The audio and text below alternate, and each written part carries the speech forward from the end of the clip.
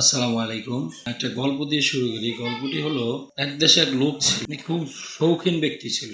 তা উনি একটা অনুষ্ঠান করতে চেয়েছিল, কিন্তু উনার যে খাবারের আয়োজন ছিল, সে আয়োজন ছিল খুবই সীমিত। উনি তেমন একটা প্রভাবশালী ব্যক্তিবর্গ নয়। তো উনি কি করলো, পুরো এলাকার লোকজনকে দাওয়াত করে ফেললো। দাওয়াত করে উনি মনে মনে খুব খুশি যে আমি পুরো এলাকার লোকজনকেই দাওয়াত করেছি।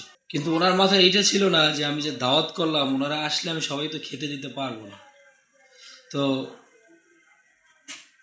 যেদিন আয়োজন করা হলো, যেদিন আয়োজন করার কথা সেদিনকে আয়োজন করলো, লোকজন সবাই আসলো। আর খাওয়ার সময় তারা দেখলো যে লোক সবই আসছে গ্রামে, কিন্তু সবার পাতে খাবার পড়ে নাই। এখন যাদের পাতে খাবার পড়ে তারা বলতেছে, ভাই আমাদের খাবার কোথায়, তাহলে দাওয়াত কেন করলেন?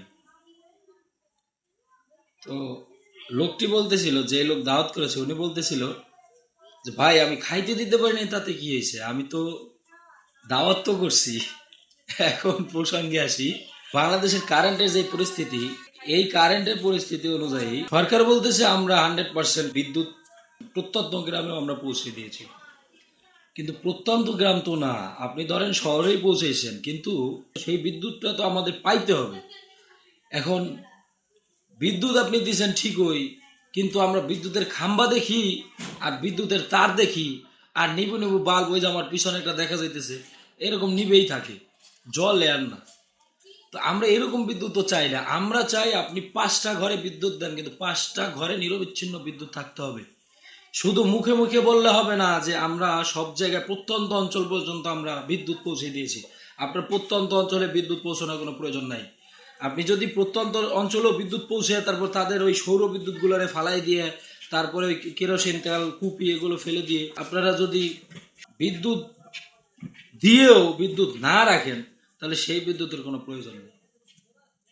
তো আমরা মনে করি আপনারা 5টা ঘরে বিদ্যুৎ দেন, নিরবিচ্ছিন্ন সংযোগ থাকতে হবে। মোবাইলে চার্জ থাকে না, গরমে টেকা যায় না, এই বিদ্যুৎ আপনাকে দিতে কে বলছে? বিদ্যুৎ যেহেতু দিয়েছে, নয় নিরবিচ্ছিন্ন দেন। 2 ঘন্টা বিদ্যুৎ দিয়ে আবার 4 ঘন্টা বিদ্যুৎ দেয়, আবার 2 ঘন্টা বিদ্যুৎ দিয়ে 4 ঘন্টা বিদ্যুৎ নেয়, এটাকে বিদ্যুৎ দেওয়া বলে না। এটা আমাদের দরকার নাই। এটা আপনারা এই বিদ্যুৎ বাতিল করেন, প্রয়োজন নাই। আমরা আগের মতো আবার সৌর বিদ্যুৎ ব্যবহার করব, আমরা আগের মতন কেরোসিন তেল দিয়ে কুপি ব্যবহার করব, সেটাও অনেক শান্তি ছিল। তো আমাদের এই বিদ্যুতের কোনো প্রয়োজন নাই। যেই বিদ্যুৎ মানুষের কোনো কাজে আসে না, যেই বিদ্যুৎ মিল ফ্যাক্টরির কাজে আসে না, এরকম 2 ঘন্টা পর পর 4 ঘন্টা বিদ্যুৎ যদি না থাকে, তাহলে সেই বিদ্যুৎ কোনো প্রয়োজন নাই। এটা আমি শুধু আমার এখানকার কথা বলছি না, পুরো সারা বাংলাদেশের কথা বলছি। আমার এখানে কালকে সারাদিন আর বিদ্যুৎ লোডশেডিং হয়েছে 2বার। আজকে সকাল থেকেই দেখতেছি বিদ্যুৎ নাই।